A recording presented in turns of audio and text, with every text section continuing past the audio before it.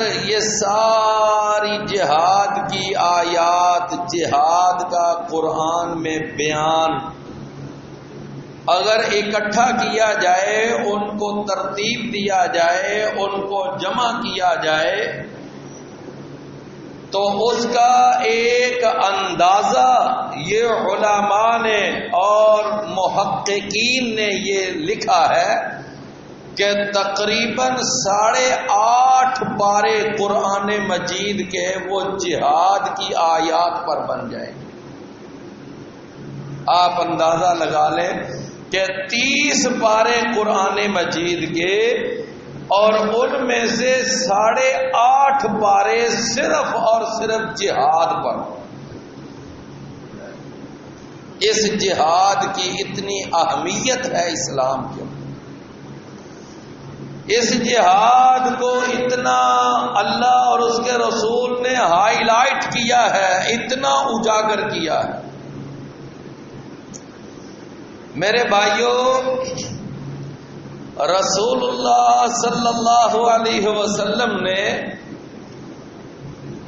بیان کیا ہے، آپ نے فرمایا کہ الجہاد ذروۃ الاسلام، کہ یہ جہاد جو ہے یہ اسلام کی جو کوہان ہے، اس کوہان کی چوٹی ہے یہ جہاد۔ یعنی یہ باقی جو ہیں یہ تو 5 ارکان ہیں، بنیادیں ہیں، لیکن جہاد کو اللہ نے، اس کے رسول نے جہاد کو یعنی اسلام کی چوٹی، اسلام کی بلندی، اسلام کی یعنی سب سے اونچا جو رکن ہے، اس کو قرار دیا۔ میرے پیارے بھائیوں، قرآن مجید کو پڑھنے سے یہ بات واضح ہوتی ہے کہ جہاد صرف اور صرف یہ نہیں کہ کافروں کو قتل کر دو، کافروں کو اڑا دو، یا یہ ہے کہ صرف خون بہانے کا نام یا قتل و غارت کا نام جہاد نہیں ہے۔ یہ ایک کافروں کا پھیلایا ہوا پروپیگنڈا ہے اور ان کی ایک سازش ہے کہ وہ ہر آج مجاہد کو دہشت گرد اور جہاد کو دہشت گردی کا نام دیتے ہیں۔ یہ ایک مس انڈرسٹینڈنگ ہے اور یہ ایک پروپیگنڈا ہے، اس کی پیچھے کوئی حقیقت نہیں ہے۔ آئیے ہم اپنے قرآن سے اس بات کو پوچھتے ہیں اور قرآن سے یہ مسئلہ حل کرتے ہیں کہ یہ جہاد کا حکم اللہ تعالیٰ قرآن میں کس بنیاد پر دیتا ہے کہ مسلمانوں تم نے جہاد کیوں کرنا ہے، کس وجہ کی، کس بنیاد پہ تم نے جہاد کو کھڑا کرنا ہے۔ سب سے پہلا جو اسلام نے سبب بیان کیا ہے وہ یہ ہے، فرمایا کہ وَقَاتِلُوهُمْ حَتَّى لَا تَكُونَ فِتْنَةٌ وَيَكُونَ الدِّينُ لِلَّهِ فَإِنِ انتَهَوْا فَلَا عُدْوَانَ إِلَّا عَلَى الظَّالِمِينَ۔ فرمایا کہ یاد رکھو، تم قتال کرو، جہاد کرو، جنگ کرو کافروں کے ساتھ، مگر کب تک؟ جب تک وہ فتنہ ختم نہ ہو۔ فتنہ، یہ جو فتنے برپا ہیں، قتل و غارت ہے، مسلمانوں کا خون بہایا جا رہا ہے، اور پھر یہ اگر کوئی اسلام قبول کرنا چاہتا ہے تو وہ اس ڈر سے اسلام قبول نہیں کر رہا کہ میں نے اگر اسلام قبول کیا تو کافر جو میرے ساتھ حشر کریں گے، وہ ان سختیوں سے ڈرتا ہوا وہ اسلام قبول نہیں کر رہا۔ تو ان لوگوں کے قبول اسلام میں جو رکاوٹیں ہیں ان رکاوٹوں کو ختم کرنے کے لیے جہاد کرنا، یہ کیا ہے؟ یہ ہے فتنے کو ختم کرنے کے لیے جہاد۔ ہاں، اگر کوئی اپنی مرضی سے، اپنی منشا سے، اپنی چاہت سے اسلام قبول کرنا چاہتا ہے تو وہ کرے، لیکن یہ جو کافروں کے بڑے بڑے سردار، بڑے بڑے لیڈر، بدماش جگے، یہ ان کمزور کافروں کو جو اسلام قبول نہیں کرنے دے رہے اور ان کو اسلام پر نہیں آنے دے رہے، تو یہ بھی ایک فتنہ ہے۔ جب تک یہ رکاوٹ ختم نہ ہو اس وقت تک یہ قتال کرنا لازم ہے۔ سیدنا عبداللہ بن عباس فرماتے ہیں فتنے کا یہ معنی ہے کہ ان رکاوٹوں کو ختم کیا جائے۔ اپنی مرضی سے کوئی اسلام قبول کرنا چاہتا ہے وہ کرے، کہ زمین اللہ کی، یہ ساری کائنات کو پیدا کرنے والا، بنانے والا اللہ، اب اس زمین پر قانون چلے، نظام چلے اور حکم چلے، وہ کافروں کا اور اللہ کے باغیوں کا، یہ سرکشوں کا، یہ کیسے ہو سکتا؟ کہ زمین تو اللہ نے پیدا کی، اس کا خالق مالک اللہ، لیکن اس زمین پر دن رات شرک ہو، اللہ کی بغاوت ہو، اللہ کی نافرمانی ہو، اللہ کو یہ منظور نہیں۔ تو گویا ایک سبب اللہ نے بیان کیا کہ فتنے کا خاتمہ، یعنی یہ فتنہ جب تک ختم نہیں ہوتا اس وقت تک قتال کرو۔ یہ سورہ البقرہ اور 193 نمبر آیت ہے جو میں نے آپ کو سنائی۔ دوسرا، اللہ تعالیٰ نے ایک اور بھی مقصد بیان کیا، وہ کیا ہے؟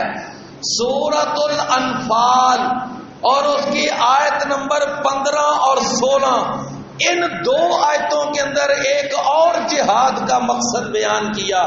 فرمایا کہ یا ایھا الذین آمنوا، اے ایمان والو، اذا لقیتم الذین کفروا زحفا فلا تولوہم الادبار، کہ اگر یہ کافر، یہ مشرک، یہ یہودی، یہ عیسائی، یہ بتوں کے پجاری، یہ غیر اللہ کو پوجنے والے، یہ اگر تمہارے مقابلے میں آ کھڑے ہوں اور تمہیں للکارنے لگ جائیں اور تمہیں اس وقت یہ جنگ کی دعوت دے رہے ہوں، تو اللہ تعالیٰ نے اس وقت مسلمانوں سے کہا کہ اے مسلمانوں، جب مقابلے میں کفار آ ہی جائیں تو پھر اس وقت پھر تمہارے اوپر لازم ہے کہ تم ان کافروں کا مقابلہ کرو، تم تھوڑے ہوں یا زیادہ ہوں، تمہاری تیاری ہے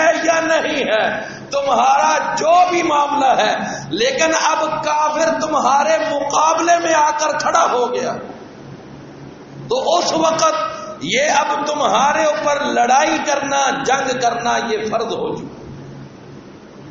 چنانچہ اللہ تعالیٰ نے یہ بھی ایک مقصد قرآن میں بیان کیا۔ صحیح بخاری میں حدیث آتی ہے، رسول اللہ صلی اللہ علیہ وسلم نے فرمایا کہ یا ایھا الناس، اے لوگو، لا تتمنوا لقاء العدو، کہ دشمن کے ساتھ مقابلے کی خواہش نہ کیا کرو۔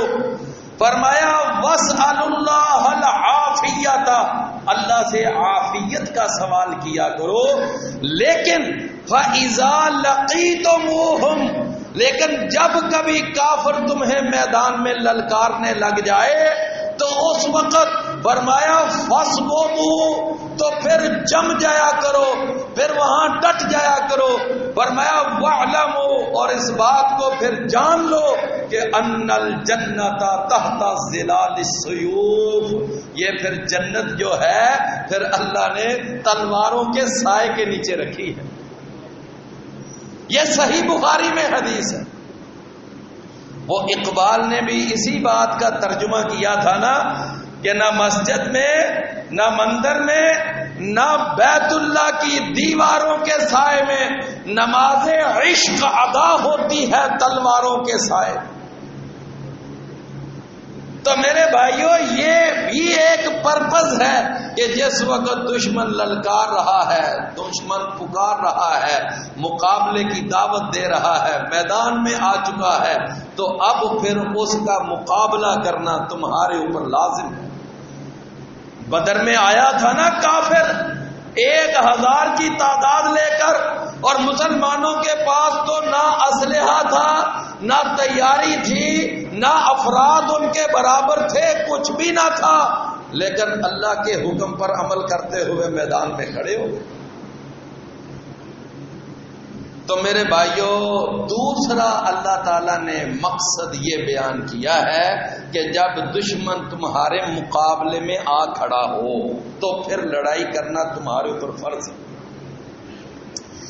تیسرا اللہ نے قرآن میں ایک اور مقصد بھی بیان کیا. تیسرا مقصد وہ کیا ہے؟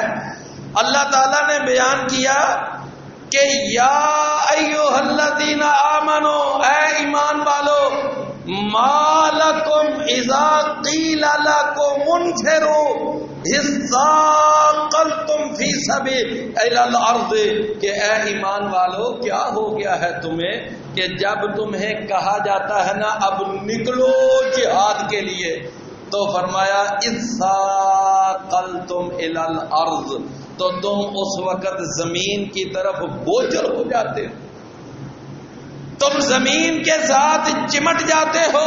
اراضیتم بالحیات الدنیا من الآخرہ، کیا تم اس دنیا کی زندگی پہ خوش ہو چکے ہو، اسی پر مطمئن ہو چکے ہو؟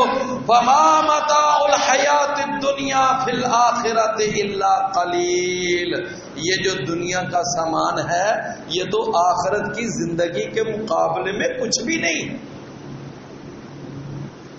یعنی اس آیت سے کیا معلوم ہوا؟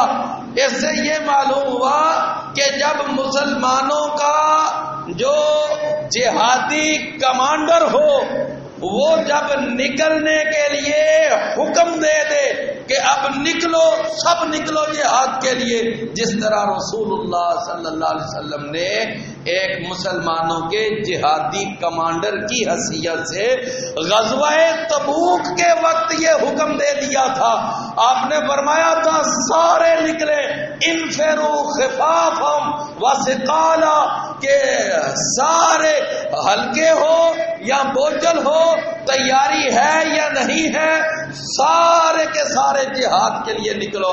جب امیر جہاد، جب کمانڈر مسلمانوں کا، جب امیر المجاہدین یہ حکم دے دے نکلنے کا، تو پھر سارے مسلمانوں پہ فرض ہو جاتا ہے کہ وہ جہاد کے لیے نکلے. انفروا خفافا وثقالا، ہلکے نکلو، بھاری نکلو، جیسی ہے تیاری نکلو.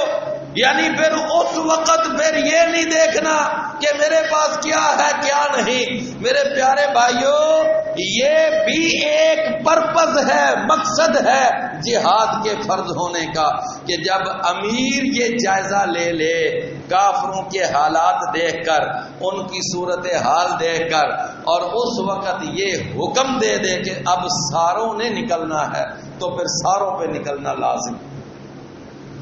تو پہلا اسلام کے اندر جہاد کا مقصد کیا ہے کہ فتنے کا خاتمہ، یعنی کفر، شرک اور اسلام کے قبول کرنے میں رکاوٹیں یہ ختم ہو جائیں. دوسرا اللہ نے مقصد کیا بیان کیا کہ جب کافر مقابلے میں آ کر للکار رہا ہو. اور تیسرا مقصد کیا بیان کیا کہ جب مسلمانوں کا جو کمانڈر ہے جہاد کا وہ نکلنے کا حکم دے دے. اور اس کے بعد چوتھا اللہ نے مقصد ایک اور بھی بیان کیا ہے، وہ جہاد کا ایک اور مقصد ہے. وہ کیا ہے؟ فرمایا اللہ اکبر. یہ سورہ النساء ہے اور اس کی یہ آیت ہے، آیت نمبر 75. اللہ نے ارشاد فرمایا وَمَا لَكُمْ لَا تُقَاتِلُونَ فِي سَبِيلِ اللَّهِ اور کیا ہے تمہیں اے مسلمانوں کلمہ پڑھنے والوں، تمہیں کیا ہو گیا ہے کہ تم اللہ کی راہ میں نکلتے نہیں، قتال نہیں کرتے، جہاد نہیں کرتے، جنگ نہیں کرتے؟ فرمایا فی سبیل اللہ، اللہ کی راہ میں۔ نمبر 2 والمستضعفین من الرجال والنساء والولدان، اور پھر تم ان کمزور مردوں کے لیے، ان کمزور بچوں کے لیے، ان کمزور بے بس ناتواں عورتوں کے لیے تم کیوں جہاد نہیں کرتے؟ کہ وہ لوگ کہ جو الذین یقولون، جو یہ دعائیں کرتے ہیں، جو آوازیں نکالتے ہیں، اس بات کی پکار رہے ہیں کہ ربنا اخرجنا من هذه القرية، اے اللہ یہ جو بستی والے ہیں، یہ جو علاقے والے ہیں، انہوں نے ہمارے اوپر ظلم کے پہاڑ توڑ دیے ہیں، اے اللہ تو ایسا کوئی مددگار بھیج، ایسے ہمارے لیے مددگار روانہ کر کہ جو یہاں پر آ کر ہماری مدد کریں، ہماری مدد کو پہنچے۔ فرمایا یقولون ربنا اخرجنا من هذه القرية الظالم، اللہ ہمیں یہاں سے اس بستی سے نکلنے کا موقع دے دے کہ جس کے رہنے والے بڑے ہی ظالم ہیں، وَاجْعَل لَّنَا مِن لَّدُنْكَ وَلِيًّا، اور یا اللہ ہمارے لیے اپنی جناب سے کوئی دوست بنا دے، وَاجْعَل لَّنَا مِن لَّدُنْكَ نَصِيرًا، اور یا اللہ ہمارے لیے اپنی طرف سے کوئی مددگار بھیج۔ اور یہ تو آیت نمبر 75 ہے، آیت نمبر 75، اور اس کے بعد آگے آیت نمبر 76، اور اس کے بعد 77، اور اس کے بعد آیت نمبر 78۔ پھر اللہ نے آگے جا کر اسی بات کو مزید کھول کر بیان کیا، فرمایا وَعَلَيْكُمُ النَّصْرُ، فرمایا کہ جب تمہیں مدد کے لیے پکارا جائے اور وہ مظلوم لوگ، بے بس لوگ جب تمہیں پکارے اپنی مدد کے لیے، تو پھر اس وقت تمہارے اوپر ان کی مدد کرنا فرض ہو جاتا ہے۔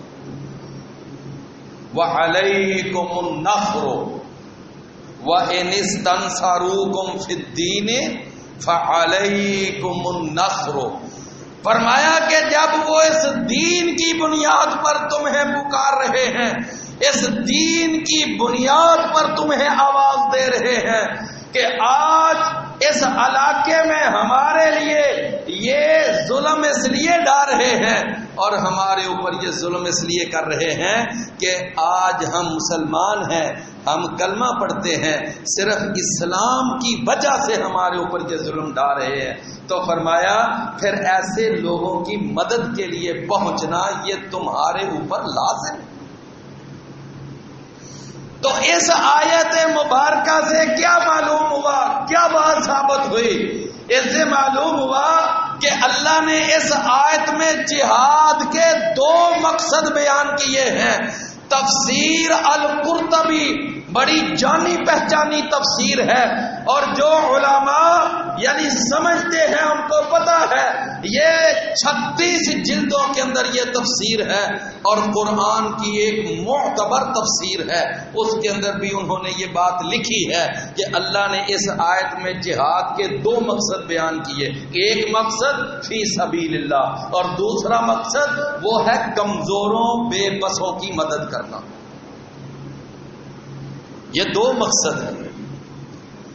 تو لہذا میرے پیارے بھائیوں، یہ کمزوروں کی خاطر اور بے بسوں کی خاطر جن کے اوپر ان کے علاقوں میں ظلم ہو رہا ہے، آج یعنی ہر شخص اپنے گھر میں بیٹھا ہوا وہ ایسا فاسٹ میڈیا ہے کہ ہر بندہ دیکھ رہا ہے اور ہر بندہ جان رہا ہے کہ اس وقت کشمیر کے اندر صورتحال کیا ہے، وہاں پر کس قدر درندگی کا ثبوت ہے اور کس قدر وہاں بہیمیت ہے اور کس قدر وہاں یعنی خون خوار قسم کا وہاں ظلم کیا جا رہا ہے، کن پر مسلمانوں پر.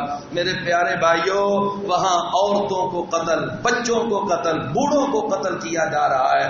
تو کیا خیال ہے کہ یہ جو قرآن یہاں پر جہاد کا اور قتال کا مقصد بیان کر رہا ہے، کیا ہمارے بھائیوں کو یہ کشمیر کے اندر یہ دکھائی دیتا ہے کہ نہیں دیکھتا؟ میرے بھائیوں آج افسوس ہے ان لوگوں پر، افسوس جو کہتے ہیں یہ کشمیر کی جنگ ایک خطے کی جنگ ہے، یہ ایک علاقے کی جنگ ہے، یہ ایک ٹکڑے کی جنگ ہے. نہ میرے بھائیوں، یہ بالکل غلط بات ہے. یہ کشمیر کا جہاد، کشمیر کی جنگ، یہ کشمیر کے اندر جو ہونے والا مارکا، یہ حق اور باطل کا مارکا ہے. یہ اسلام اور کفر کی جنگ ہے. یہ باقاعدہ یہ مظلوموں کی خاطر جنگ ہے، بے بسوں کی خاطر یہ جہاد ہو رہا ہے. لہذا یہ سوچ یہ غلط ہے کہ یہ کشمیر کا جہاد صرف اور صرف ایک اقتدار، کرسی، ٹکڑا، وطن، علاقہ، یہ جنگ نہیں. آپ دیکھ لیں وہاں کے کشمیریوں کو کیوں وہاں نشانہ بنایا جا رہا ہے؟ اس لیے کہ وہ اس وقت آزادی کی آواز اٹھا رہے ہیں. وہ کہہ رہے ہیں ہم کافروں کے زیر تسلط نہیں رہنا چاہتے، ہم کافروں کے زیر تسلط نہیں رہنا چاہتے. یہ باقاعدہ آج ان کا اعلان ہے اور وہ کہتے ہیں ہم اپنا الحاق، ہم اپنا اتصال اس پاکستان کے ساتھ کرنا چاہتے ہیں جو ایک اسلامی مملکت ہے اور وہ ایک اسلامی ملک ہے اور وہاں پر مسلمان بستے ہیں. وہ اپنا اتصال اور الحاق وہ پاکستان کے ساتھ کرنا چاہتے ہیں. لہذا میرے بھائیوں یہ جو جنگ ہے نا کشمیر کی، یہ جو کشمیر کا کاز ہے، یہ صرف ایک ٹکڑے کی جنگ نہیں ہے. اس بات کو سمجھنا چاہیے، اس کا ادراک ہونا چاہیے. اور پھر میں نے آپ کے سامنے دیکھیے یہ آیت پڑھی، اللہ نے کیا فرمایا؟ فرمایا کہ وَمَا لَكُمْ لَا تُقَاتِلُونَ فِي سَبِيلِ اللَّهِ وَالْمُسْتَضْعَفِينَ مِنَ الرِّجَالِ وَالنِّسَاءِ وَالْوِلْدَانِ. اس کا معنی کہ کمزوروں کے لیے، اچھا وہ کمزور، وہ خواہ مسلمان ہو، وہ جن پر ظلم ہو رہا ہے، وہ خواہ مسلمان پر ظلم ہو یا کسی کافر پر بھی ظلم ہو رہا ہو، تو میرے بھائیوں یہ آیت تو دونوں قسم کے مظلوموں کے لیے جہاد کرنے کا حکم دیتی ہے.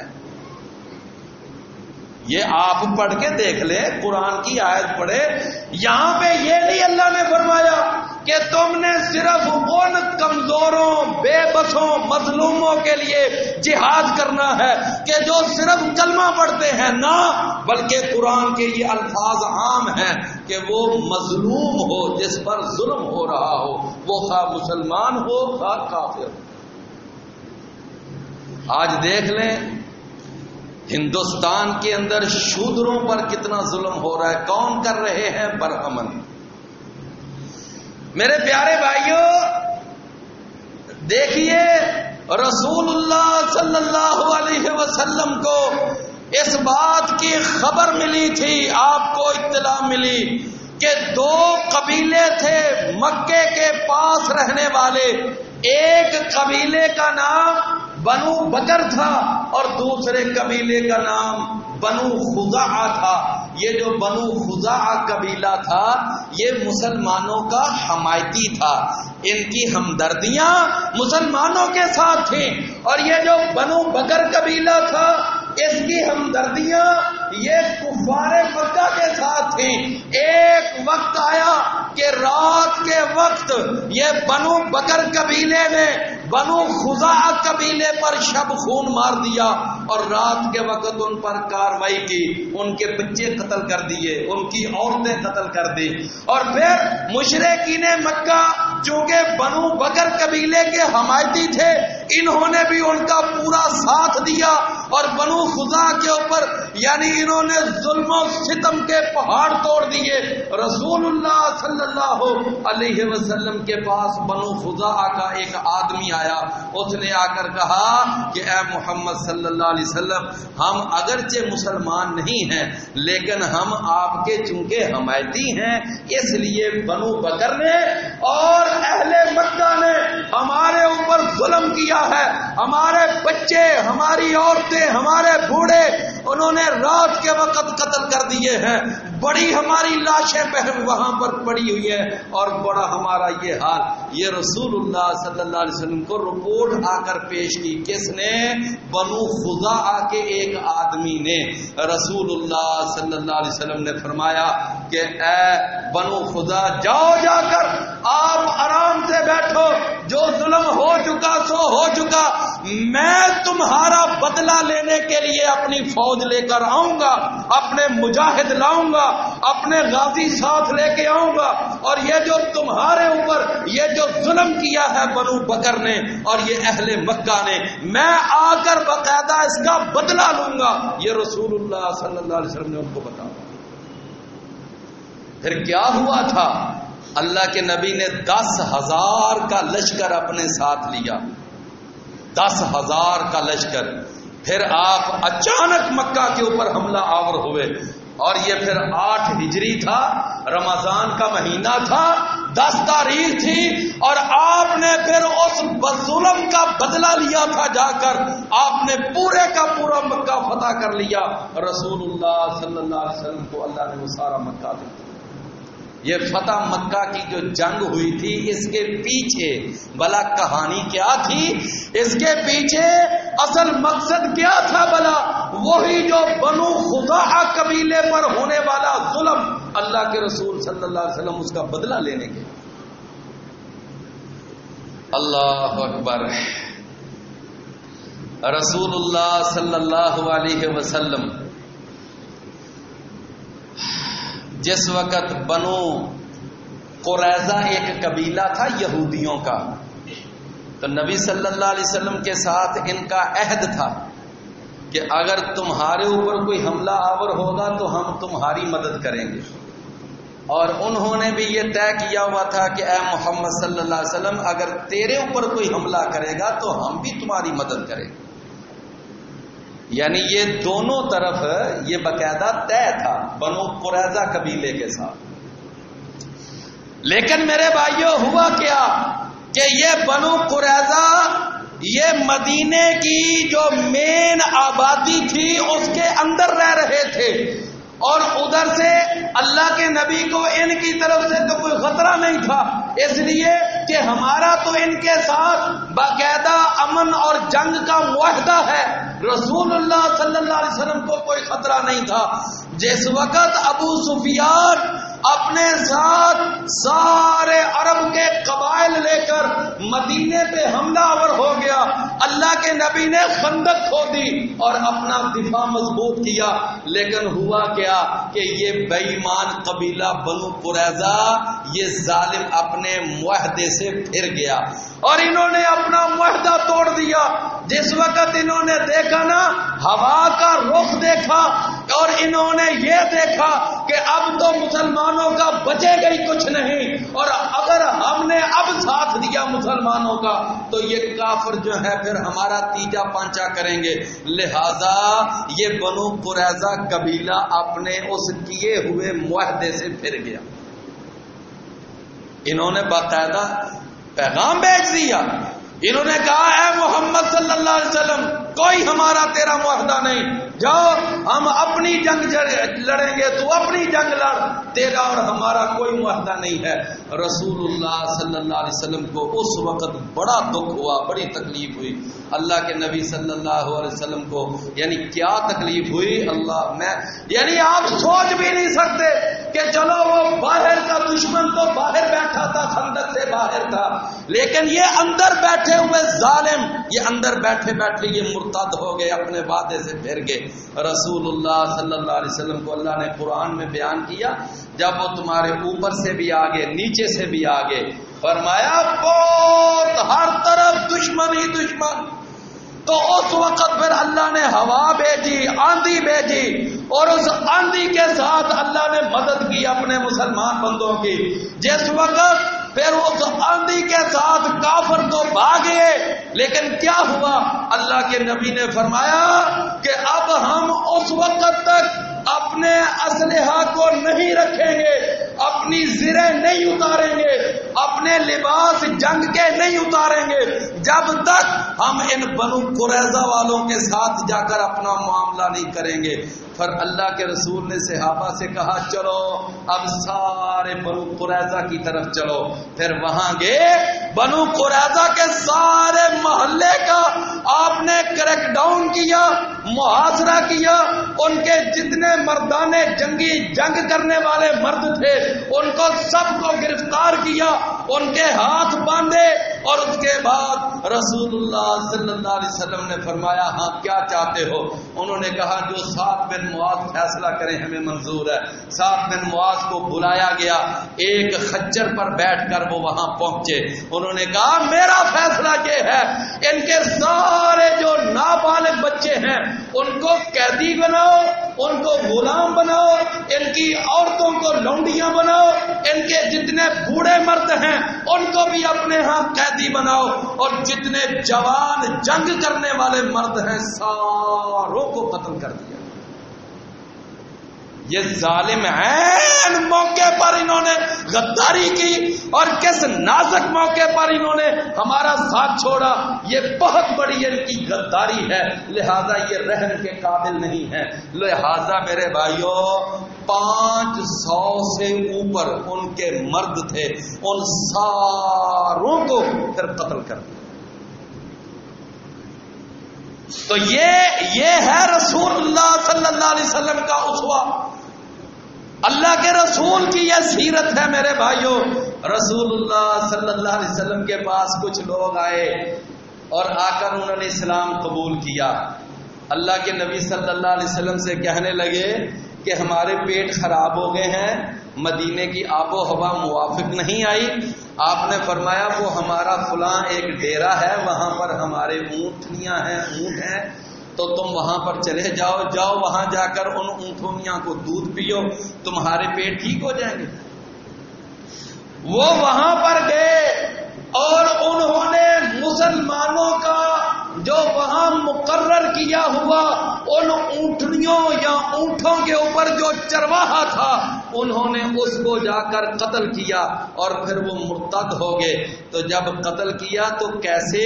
اس کے پہلے ایک ایک عضو کو کاٹتے رہے، یعنی پہلے ہاتھ کاٹے، پھر یہاں سے کلائی، پھر بازو، پھر پاؤں کاٹے، پھر یعنی سارے جسم کا مسئلہ کر کر کے ان ظالموں نے اتنی درندگی کے ساتھ وہ مسلمانوں کے اس چرواہے کو قتل کیا.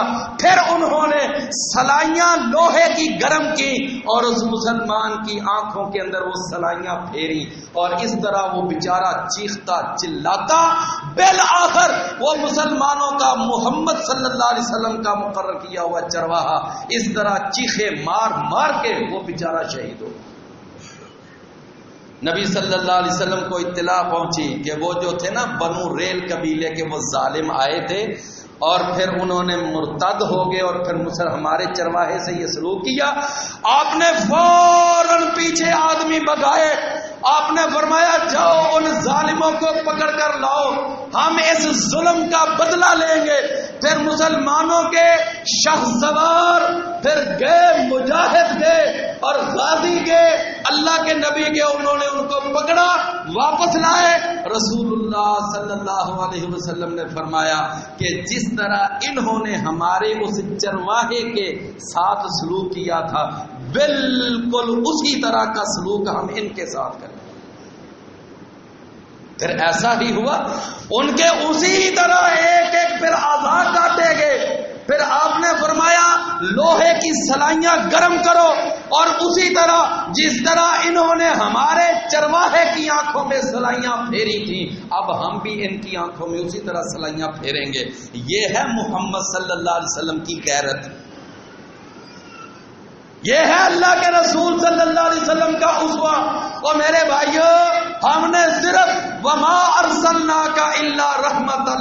العالمین. بس یہ آیت ہی یاد رکھی ہوئی ہے. ہم نے محمد صلی اللہ علیہ وسلم کا یہ جہادی پہلو بلایا ہوا ہے کہ اللہ کے نبی اسلام کے بارے میں غیرت مند کتنے تھے, آپ کے اندر اسلام کی کتنی قوت ایمانی اور کیا غیرت تھی. اللہ کے نبی نہیں برداشت کرتے تھے کہ مسلمان پر ظلم ہو. ایک چھوٹی سی بچی مسلمانوں کی اور ایک یہودی درندے نے اس بچی کا سر کچل دیا. اللہ اکبر. 2 پتھر لے کر تو اس نے اس بچی کا سر ایک پتھر کے اوپر رکھا اور دوسرا پتھر اس نے اس کے سر کے اوپر مارا. اتنا زور سے اس نے سر پہ پتھر مارا کہ اس کا سر کچل گیا اور سارا یعنی بہت عجیب حالت. رسول اللہ صلی اللہ علیہ وسلم نے تفتیش کی, قاتل پکڑا گیا. آپ نے فرمایا لاؤ اس بے ایمان کو اسی طرح 2 پتھر رکھو, ایک پتھر نیچے رکھو اور اس پتھر کے اوپر اس یہودی بے ایمان کا سر رکھو اور اس کے اوپر اسی طرح زور سے پتھر مارو کہ اس کا سر اسی طرح کچل دیا جائے جس طرح اس نے ہماری بچی کا سر کچلا. میرے بھائیوں کو ایک واقعہ, بے شمار واقعات ہیں تاریخ کے اندر بڑے بڑے ہیں کہ رسول اللہ صلی اللہ علیہ وسلم نے بڑے بڑے لوگوں کو معاف بھی کیا ہے, لیکن ان جیسے جو خون کے یعنی پیاسے اور یہ انسانیت نما, انسانیت کے اوپر بدنما دبے اور ان ظالموں کو اللہ کے نبی نے نہیں معاف کیا. آپ نے بدلے لیے ہیں, آپ نے انتقام لیا ہے ان ظالموں سے, کافروں سے. لہذا میرے پیارے بھائیوں, ہمارا وقت جمعے کا ختم ہو رہا ہے. بس یہ عرض کرنا مقصد یہ ہے کہ اس وقت کشمیر کے اندر جو صورتحال ہے وہ آپ کے سامنے ہے کہ وہ لوگ صرف اور صرف اسلام کی محبت, پاکستان کے ساتھ محبت اور یہ پاکستانیوں کے ساتھ محبت کی سزا بھگت رہے ہیں. اور یہ نریندر مودی بے ایمان, آپ یہ جانتے ہیں کہ یہ ایسا خبیث اور اخبث انسان ہے کہ جس نے احمد آباد اور گجرات کے اندر مسلمانوں کے ساتھ کیا سلوک کیا تھا اور وہاں پر اس نے مسلمانوں کی آبادی کو نظر آتش کر دیا تھا, وہاں مسجدوں کو ویران کیا تھا. یہ وہی خونخوار درندہ ہے جو اس وقت احمد آباد اور گجرات کا وزیر اعلیٰ تھا, آج وہ پورے بھارت کا وزیر اعظم ہے. اور وہ وہی دوبارہ اپنی وہ داستان جو اس نے اس وقت وزیر اعلیٰ ہوتے ہوئے وہاں دہرائی تھی, آج وہ کشمیر کے اندر بھی یہ ظلم کے پہاڑ توڑ رہا ہے. میرے پیارے بھائیوں, آپ نے دیکھا کہ 2 مجاہد پہلے شہید ہوئے, ایک وہ برہان مظفر وانی اور پھر اس کے ساتھ یہ ہمارے گوجرانوالا کا یہ حیدری روڈ کا ایک لڑکا وہاں شہید ہوا, خبیب. یہ 2 لڑکے شہید ہوئے. پھر جب ان کا جنازہ ہوا وہاں, ان کی لاش حاصل کرنے کے لیے وہاں مسلمان کشمیری وہ پھر اتنی کو تعداد میں وہاں پر ان کے جنازے پہ پہنچے کہ دنیا دنگ رہ گئی. اور وہ منظر دیکھنے والا ہے کہ میرے بھائیوں, یہاں پر بڑے بڑے وزیر اعظموں کے جنازے ویسے نہیں ہو سکتے جتنا جنازہ اس برہان وانی کا جنازہ ہوا. تو پھر وہاں پر انہوں نے یعنی کہ بہت گولی چلائی. پھر 30 مسلمان وہاں شہید ہوئے, 10 بعد میں شہید ہوئے. تقریباً 40 مسلمان یہ چند دنوں کے اندر شہید ہو چکے ہیں. اور اس وقت یہ صورتحال ہے. اور وہ ظالم کہتے ہیں یہ ہمارا اندرونی معاملہ ہے, ہم جو بھی کریں سو کریں. نہیں میرے بھائیوں, پوری دنیا کے مسلمانوں کے لیے یہ ایک سوالیہ نشان ہے کہ کیا ہم یہ ظلم برداشت کرتے رہیں گے یا ہم اس کے خلاف کوئی اپنی آواز کھڑی کریں گے. اللہ ہمیں سمجھنے کی توفیق عطا فرمائے. واہ.